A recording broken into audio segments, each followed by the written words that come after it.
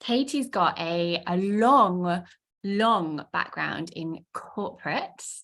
And I know that for you, working with me was one of your, it's, less than a year ago, but it was one of your first steps out of what you called that sort of 14 years of safety. And it's been less than a year. Tell us what's changed. What have you stopped doing? What have you started doing? Yeah, it was one of those things that I always knew.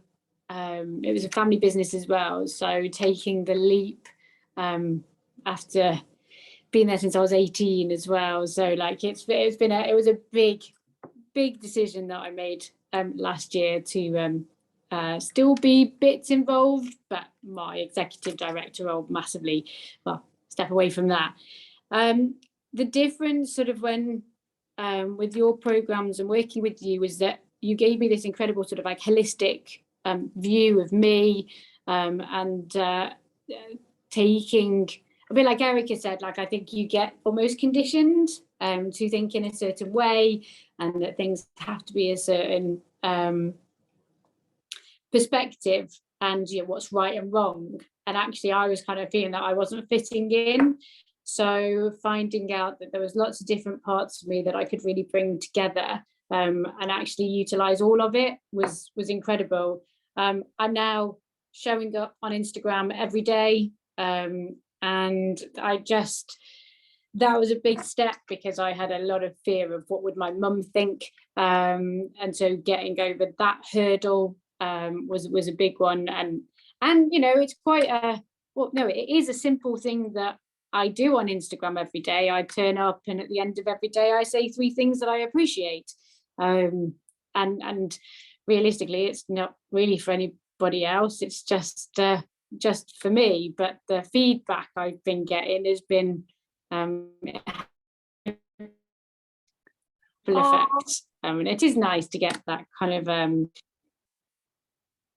So Katie, you were sharing that less than a year ago, you stepped out of that safety net that you'd had since you were 18. You left your exec role. You went into the world of self-employment. You're showing up bravely on Instagram every single day. People are in the comments and on the street thanking you on the school run for your shares. And I also know that there was a part of you that during your 14 years in corporate you were hiding, that since has been able to come out and play and even fill a room with 30 people. Can you tell us a little bit about that journey? Yeah, it was it's amazing the journey that you go on, and there's lots of people who I'd actually met this lady a number of years before, but it wasn't the right time to work with each other. And she was a medium, and we ended up, somehow somebody put us back in contact, and she came and we filled, well, I filled, to be fair. She didn't want to know any of the names of the people, and I got 30 people in a room together, as like the first ever sort of Katie May event. We had, it was a cracking evening, everyone absolutely loved it. And now we've got working with her, we've got some more dates in for this year, and she's also going to do some workshops as well, which is really cool, which people have been asking me for. So I think I just needed to get started with something, even if it wasn't going to be the thing that I always end up doing.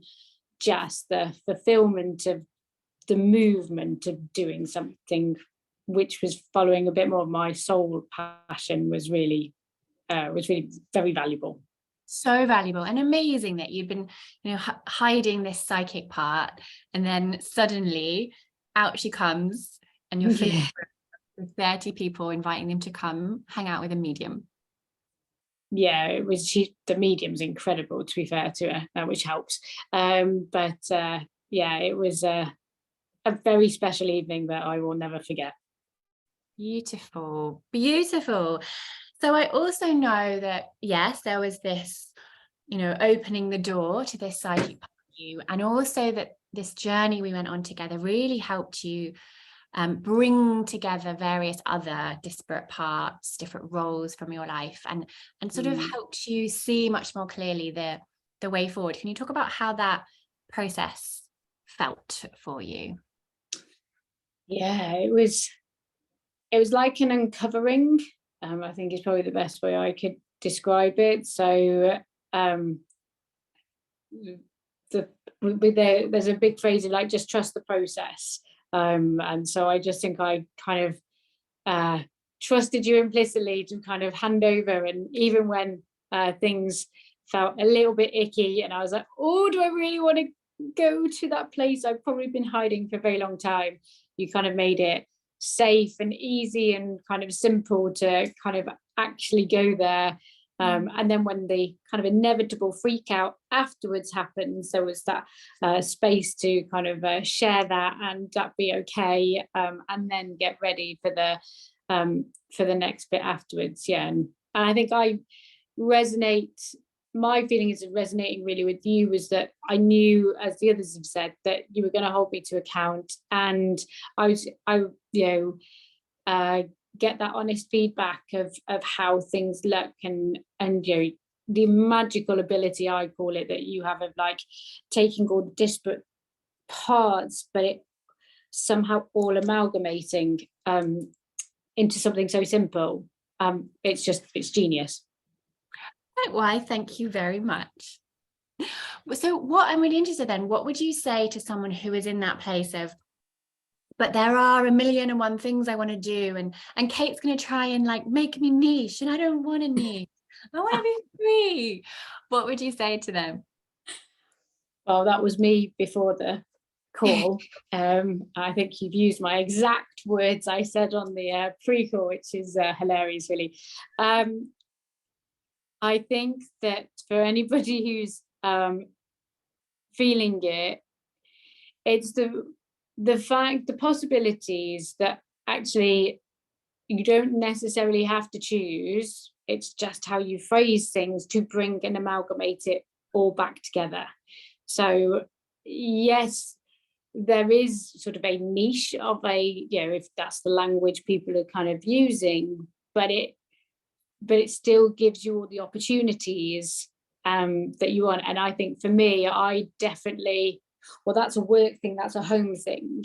And I'd got very distinctive lists of things, whereas what was really an unlocking sort of piece for me was actually seeing the word "and" in there, and that actually I can support people to across all of their lives. I don't have to be, just in like the corporate career side, and I don't just have to be in the life side.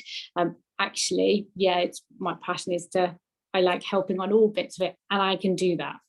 Yes, that's exactly it. It's not that you have to choose, it's just that you have to choose how you package and present it, and then you actually get to do all of it, as opposed to generally getting to do none of it because you're confusing people at the outset by your lack of willingness to choose.